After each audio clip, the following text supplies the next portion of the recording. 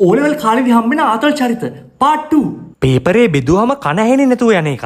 සානක මචං පොඩි සපෝට් එකක් දියන් මුකුත් බලලා නැහැ බං. ආයිති මොනවාද අහන්නේ උඹලා එක එක උඩ දාන්න. යකෝ මට නැවිලා පේනවා මචං උඹලා ගිහිල්ලා රිසා සම්මලට කියද මේ මිනිස්සුගේ මූණ වල ඇඳලා හිනාව. ඇස්සල කඳුළු පිරලා බලන් ඉන්නවා. අනේ සානක පුතා නේද අපේ පුතාට උදව් කරේ කියලා. තාත් එක්ක වගේ ළඟින් ඉන්න. තාත් එක්ක වගේ. මම උත්තරේ ලියන්නේ උඹට උත්තරේ කියලා. උඹට පෙන්නන්නේ නැතුව මම ලියලා කොහොමද මචං වටුඹ පාරේ හම්බුණා මූණ බලන්නේ. බලන්නේ බා. මොනවාද කියන අනිවාර්යෙන් කියන. හේ මම තමයි අද උඹලට ඉන්නේ ශාලාධිපති. එක එකක්වත් පෙන්නලා හුවෙන්න එපා සස්පෙන්ඩ් කරනවා. ආයි ජීවිත කාලෙට බෝලවල ලියන්න වෙන්නේ නැහැ. අඩෝ බලපන්. කනහින්නේ නැතුව.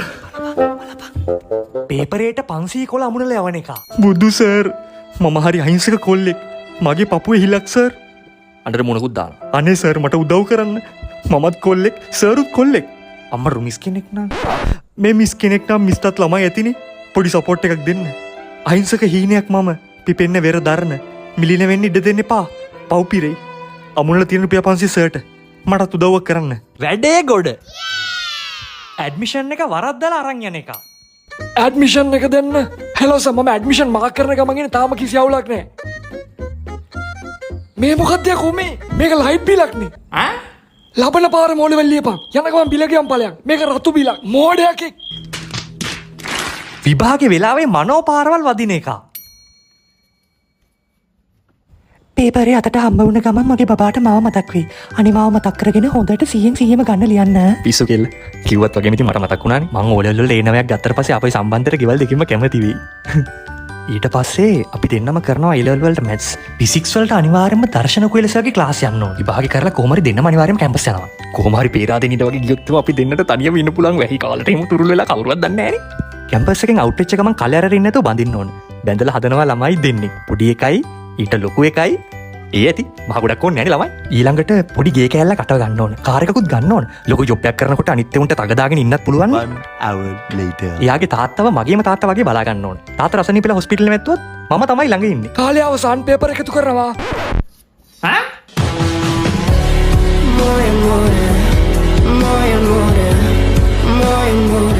වීඩියෝ එක බලන් ඉන්න ඔයාලට චූටි පණිවිඩයක් තියෙනවා කියන්න.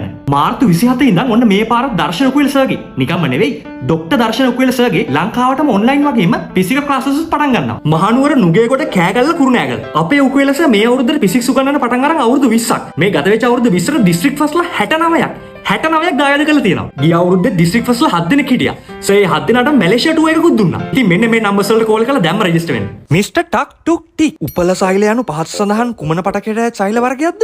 යකෝ පළවෙනි ප්‍රශ්නෙට උත්තරේ දන්නේ නැහැ නේ. මෙහෙම සෛලයක් යකෝ මම්මගේ ජීවිතේට අහලවත් නැහැ නේ. පළවෙනි ප්‍රශ්නේ හින්දා ලොවෙත් පළවෙනි උත්තරේ වෙන්න බෑ. මිස්ලා කොහොමත් පළවෙනි ප්‍රශ්නේ උත්තරේ අන්තිමට දාන්න එකක් නැහැ. මොකද කණාගහණයෙන් ගොඩක් ගන්න අන්තිම උත්තරේටනේ. එතකොට හරි උත්තරේ අනිවාර්යෙන් දෙක හරි තුන හරි වෙන්න ඕන. අපි දෙවෙනි ප්‍රශ්නේ බලමු. මේක දන්නවා තුන්වෙනි උත්තරේ. දෙවෙනි එකට තුන කියන්නේ අනිවාර්යෙන් පළවෙනි එකට තුන එන්න බෑ. ඒ කියන්නේ පළවෙනි එකට දෙක. හම්මෝ සයන්ස් නම් nothing. අඩෝ කොහොමද බං සයන්ස් ෆේල් උනේ? ලංකාවේ වැඩිම ඒ සාමාර්ථ සමගින් ඩොක්ටර් දර්ශන උකුවෙල 2027 සිද්ධාන්ත නව පන්ති ආරම්භයි.